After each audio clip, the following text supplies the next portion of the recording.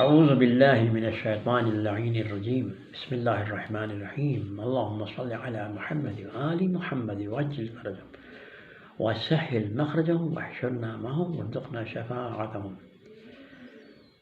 بسم الله الرحمن الرحيم الحمد لله رب العالمين الصلاة والسلام على رسوله الكريم وعلى آله الطيبين الطاهرين المنتجبين المنتقبين الميامين الأبرار وخير الأبرار، لا سيما بعد. أما بعد، فقد قال سبحانه تبارك وتعالى في محكم الكتاب الحميد المجيد بسم الله الرحمن الرحيم إن الدين عند الله الإسلام. Allah Azza wa Jal says in His mighty book, the challenging book, that the deen in front of Allah and to Allah, the most liked, the most pleasing to Allah, the most loved one is Islam. Islam means peace, whose root is salama. So peace, it covers in entirety all human spheres of life. For example, take the case of administration.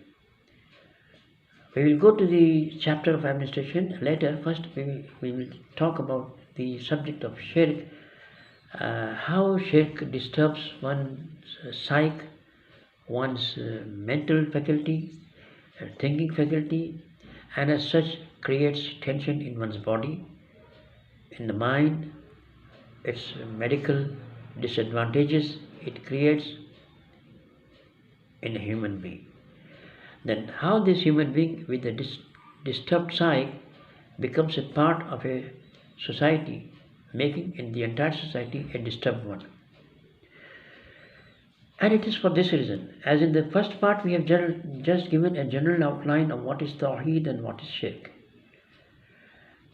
The outlines of Tawheed in its details will follow when we will discuss on this subject of Tawheed. But for now, we are discussing on the subject of Shirk. We have just said about Shirk, but we have not defined what Shirk is and why the Shirk is a big sin. Because our dear sister asked the question that what is Shirk and why Shirk is a big sin. In our first episode, this was never covered. In fact, it was the preface or the prologue or the foreword of the subject which we are going to deal with. Now, let us see what Quran al-Hakim says about Shirk. It says, in Allah, this is Surah An-Nisa, ayah number 48, 4th chapter 48. إن الله أن يشرك به ويغفر ما دون ذلك لمن يشاء ومن يشرك بالله فقد افترى إثما عظيما. Allah forgives not that partners should be set up with Him, but He forgives anything else to whom He pleases.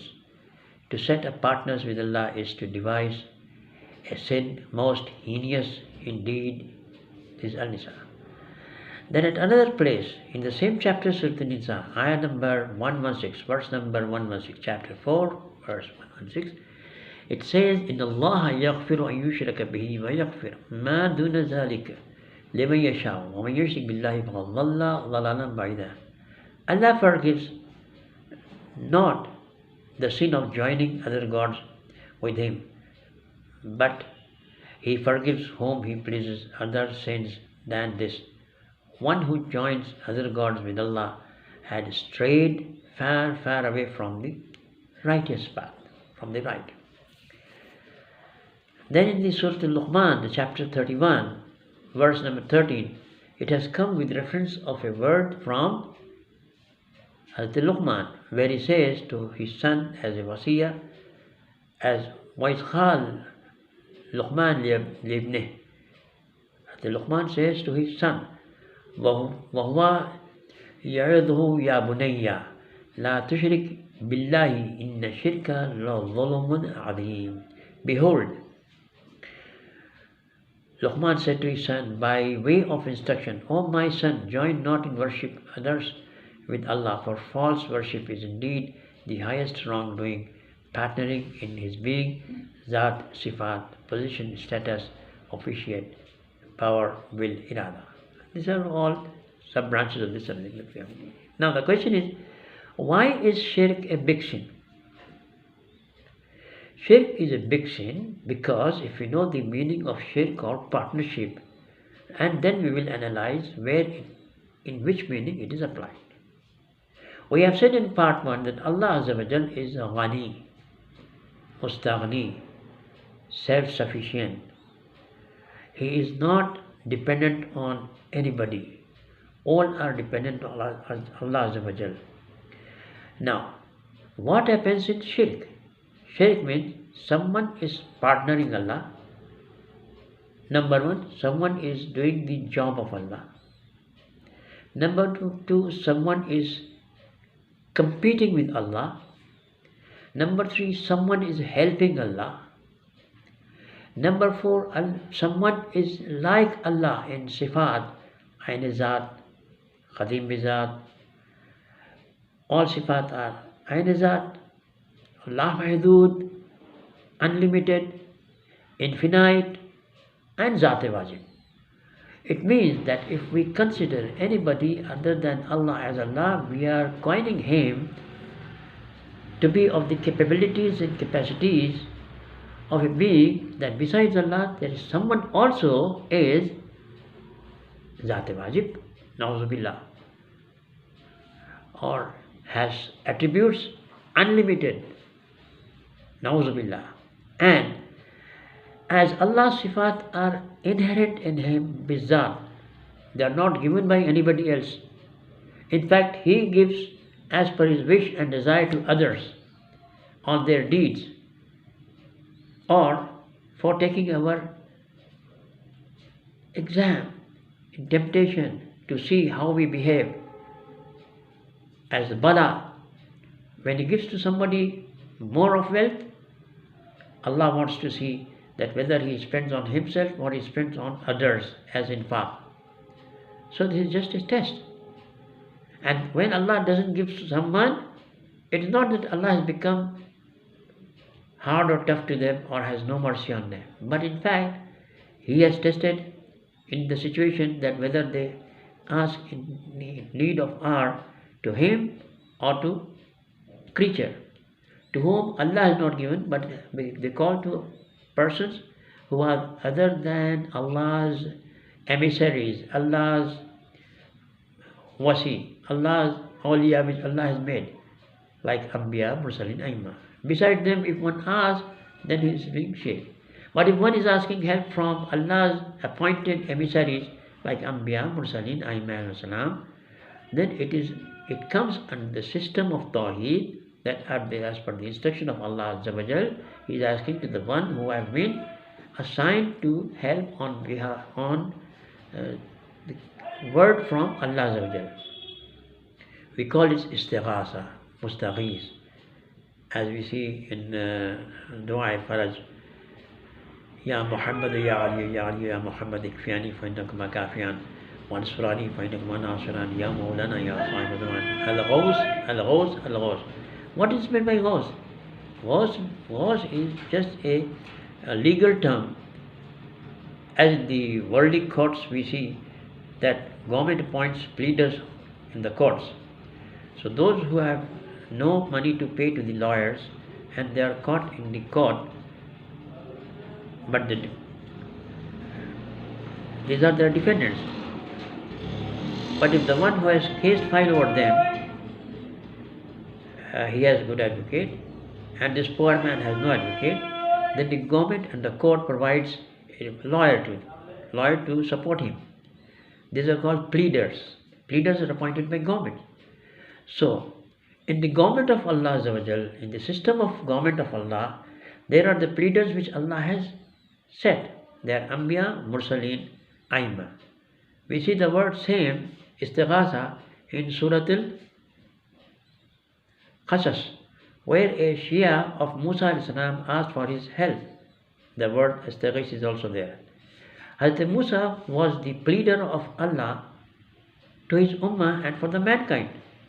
So what this man was, the Shia of Musa, was asking for help, he was asking to one who was the pleader of Allah, appointed by Allah. So this is not shirk. Now, those who ask other than them, then of course it will be and authorized calling, unauthorized calling for help, and that is not allowed, that is haram, and that is shirk.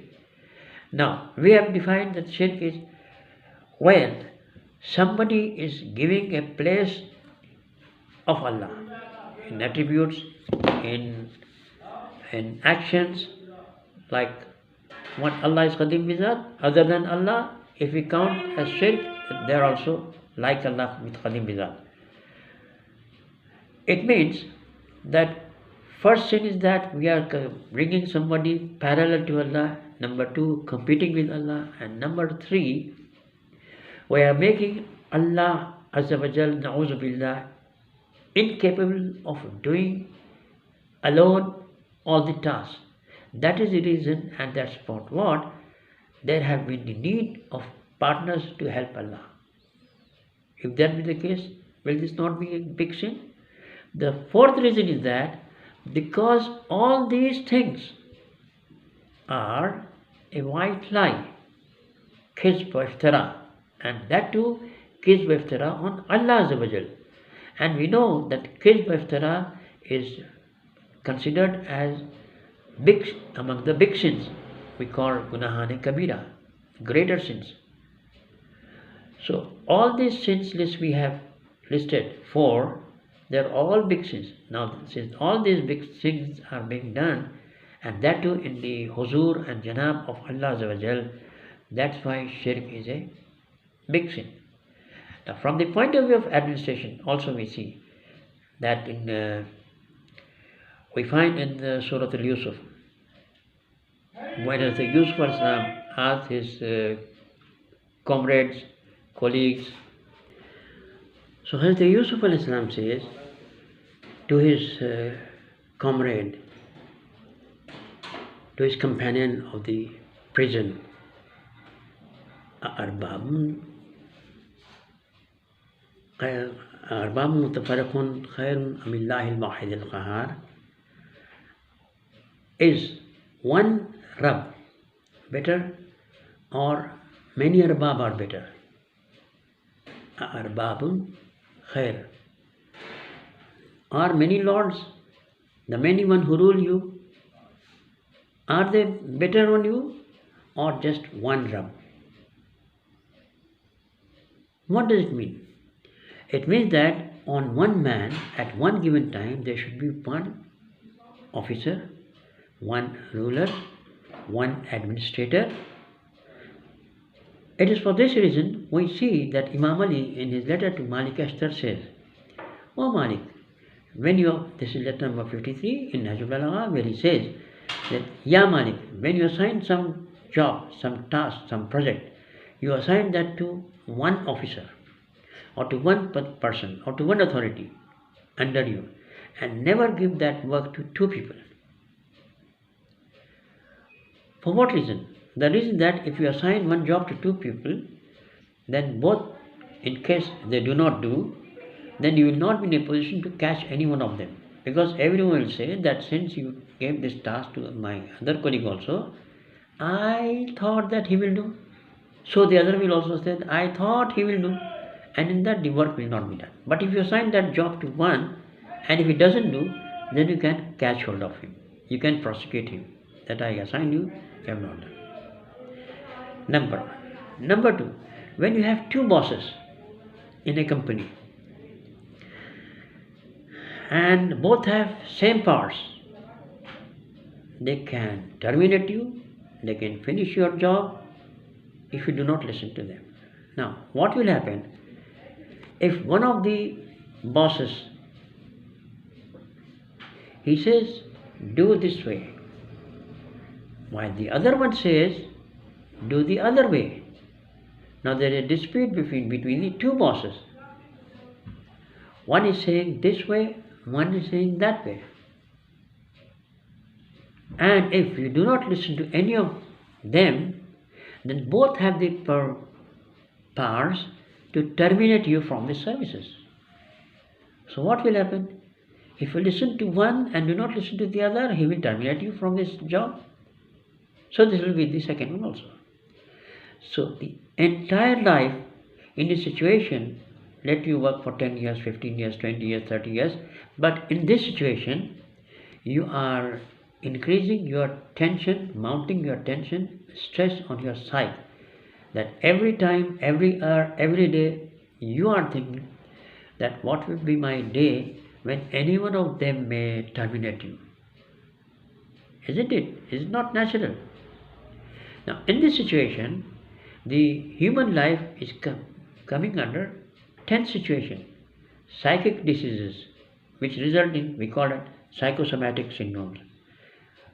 We call them as nocebo effects that bring the negative aspects on psyche, causes many drastic diseases like sugar, diabetes, acidity, ulcers. These are small diseases, but they may also cause life-threatening diseases like cancer, different types of cancers. Why this happening? This is not happening because of some good diet that one is not taking. Everyone is malnutrition biologically, but he is mentally capable of fighting the situation psychologically, then he can overcome the malnutrition food side effects. But even if the food is balanced, but there is tension every day mounting over situation, that will bring a big threat than the small benefit of dietary food habits. So for this reason, we find that in civil exams, usually in every 4 years, 5 years, a question is asked that if you are coined as the officer in civil services, and if you have to assign a job to one subordinate or two, will you assign that one job to one or to two? So the correct answer is when the student says, the examinee says, I will assign one job to one, so that in event of misdoing, I can catch hold of him. So he will get correct marks. But the one who will say that no, because to divide the work so that it may get done soon, fast, because with division labor, the work will be running fast. But if he says that, he will lose the mark, because he is only seeing the positive side of that. If I divide this work to 2 people, 3 people, 4 people, then it will go with 100%, 200%, 300%, 400%, because there are 4 if they are assigned. But most probably there are also equally are the chances that none of them will execute, and they will only think that everyone will put blame on the other. That's the reason that I thought that he will do, and everyone, when saying that, the work will not be done. In the same way, we find in Islam that polyandry is haram. Polygamy is allowed, polyandry is haram. Why polyandry is haram? Because in that event, a wife who has many husbands, and whether it is in Islamic law or the Hindu law, wife is supposed to submit, agree, obey her husband. Now, what is the life of a woman who has, for example, 5 husbands, or 2 husbands, or 3 husbands? There are reports in some parts of India still, in tribal India, there are polyandry marriages, where there are 5 brothers, and 5 brothers marry one woman. Now, this woman has 5 husbands, and every husband, wife has to obey. Now, if 2 husbands or 3 husbands, they are asking something from wife, but what they are asking is opposite to each other. What this poor person will do? Will she not die of mental stress, or will she not reduce her lifespan? But the same thing, if you look into polygamy, it is not the case. That is the reason polygamy is allowed, where there is 4 wives have to obey one husband. But where one wife has to obey 5 husbands, or 2 husbands, or 3 husbands, There comes the problem because of obedience to all of them. And if they are dictating terms which are opposite to each other, will the life of this poor lady in total misery? It is for this reason Islam has prohibited, in fact, all religions, whether it is Judaism, Christianity, Islam, they have banned polyandry, and polygamy is allowed. Why? In polyandry, there is shirk in the family structure. Assigning two people one same job is shirk in administration. Assigning many jobs at once is polytheistic administration, and in the same way, when you come to the universal system to run, if you place anyone in place of Allah as parallel to Allah, then it is the same way a great sin. Now, if there are, for example, there are many arbab, na'uzubillah, and one says you have to pray this way, wine is haram. The second says no, wine is wajib. If you don't take wine, I will send you and throw into hell. The other says no, wine is haram. If you consume, then I will send you thrown in the hell. I will throw in the hell. So what this person will have to do is his life, or is the life or the lives of all human beings, or at least to those who are believer in this system, who believe in this system, will their lives will not be in jeopardy, in mental stress, tension? Considering all these, and for these all reasons, we find that shirk is the greatest of all sins. And for this reason, Allah Azza wa Jal says that He will forgive all sins except the sin of shirk. Now, why shirk is again a big sin? The reason is that shirk is an ideological sin. It is a spiritual sin. Ideological, as for the reasons we have cited, why polygamy allowed, why polyandry not allowed, why in one office administration there should be one person to be assigned the job instead of two, or in the words of Allah Azza wa Jal in Surah Al-Yusuf, Arbabun Khair Amil Wahidil Qahar, is one, are many are better than one Wahidul Qahar. Why the word Qahar has come in Quran? Each and every word in Quran is a miracle to the extent it gives a meaning. Allah is Rahman, but here the word Qahar is come. Why?